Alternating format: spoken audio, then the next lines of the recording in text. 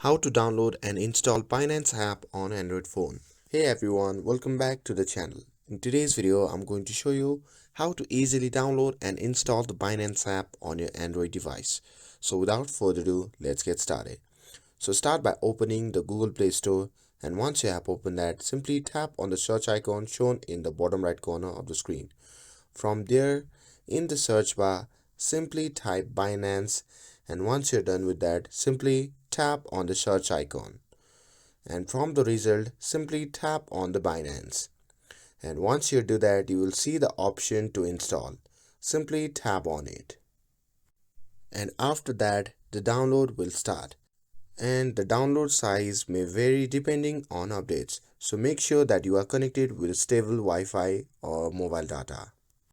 And after that, simply wait for the installation to complete. And once the app is downloaded, you can simply tap on open to launch the app.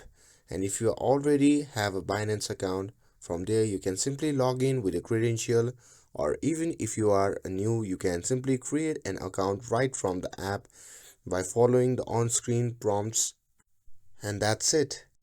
Now you can successfully download and install the Binance app on your Android device. With this, if you found this video helpful, then don't forget to like, share and subscribe to get updated for more videos.